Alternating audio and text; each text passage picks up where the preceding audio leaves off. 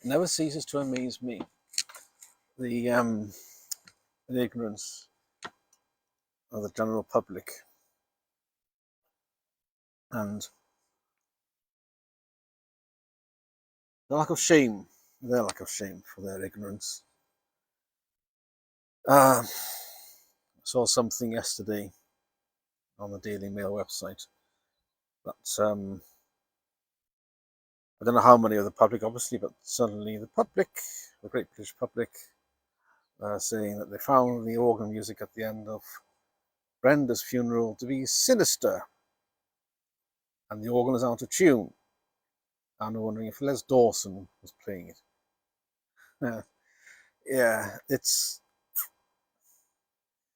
the voluntary was Bach C minor Fantasia. I think BWV 562, played by, I think, is it Peter Lord, sub-organist? And it's ornamented in various ways at the beginning. And it's just sparse. It is a sparse piece. It begins with a pedal low C held for several bars, and then voices come in individually, starting with the high G. So it's just two notes, one high note and one low note, as the melody builds. Otherwise, different voices come in, so it's quite sparse and quite empty and exposed, and ornamented as well. It does sound a bit like a piper's piece in some respects, but it does complement. The organ is in tune, is not that long, had an overhaul, so it's in fantastic condition. It's also one of the most important organs in the world, and certainly one of the most in the country, in the UK as well. I mean, some of the royal organs, at least, is of great national importance and is very, very well maintained. And the various organists they have at the Abbey are at the top of their profession. And Peter Lord, the sub-organist, he'll go on to great things, I'm sure. He's only 32. So his playing was exemplary, absolutely exemplary. It was textbook, and of course, this means nothing to the ignorant. In comparison, the voluntary played at the committal service in St George's Chapel, Windsor, that was, again, that's another important organ as well. And that was a better piece. That was a C minor prelude and fugue. And again, Bach. I think it's 556, 556, but that was very well. I think that is a better choice. That has a majesty, that has a regal majesty about it, and you get the sense of the pushing.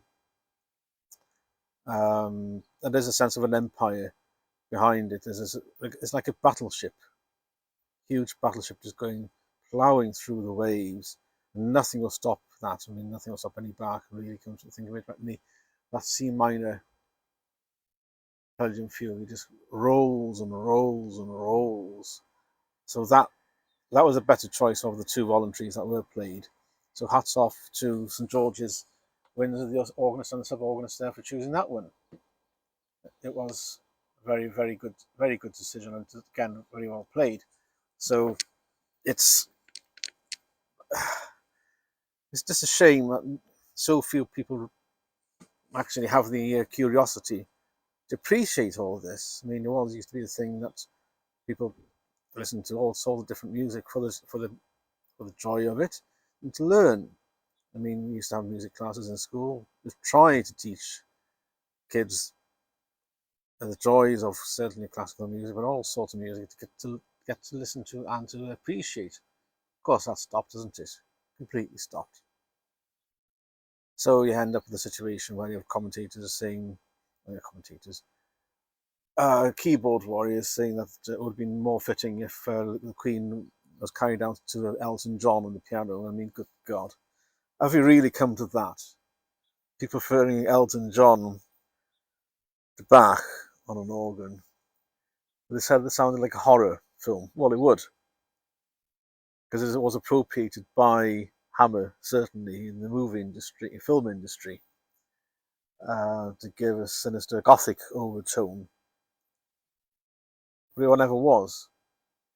It was, if you remember how Bach was deeply religious as a Lutheran. So that was the origin of that. Of course, that just washes over everyone. Everyone just gets the cues of what they see in popular culture, and they associate organ music in the minor key with sinister horror films, which it isn't. In contrast, Queen Mother's funeral in 2002, her voluntary, was the St. Anne Prelude Fugue in E flat major, which is absolutely royal piece of music. It's glorious, and it just goes on and on and on, and especially the fugue is just glorious. It's, and obviously in the major key, it is rather upbeat. Personally, I would have chosen one of his Bach's chorale preludes if they were only long enough. That might have been a better idea than St George's Chapel, because the coffin wasn't being carried out, but it took about 10 minutes or so from after the end of the anthem, for that voluntary to be played before the coffin was carried out of Westminster. So you need quite a long chorale prelude, but it's just a shame that people are so ignorant and thought that they can't appreciate good culture and good music when they see it. It's slapped them in the face. But I don't know what they would have washed over the musicians at Westminster Abbey. But it just goes to show, if you prefer Elton John to Bach, you really do need to learn something, don't you? That's just embarrassing. But then again, people are an embarrassment anyway. It's sad. I mean, I might stick some Bach on in a minute. Glasses for the speakers. Yeah, people do better. Really do need to do a lot better.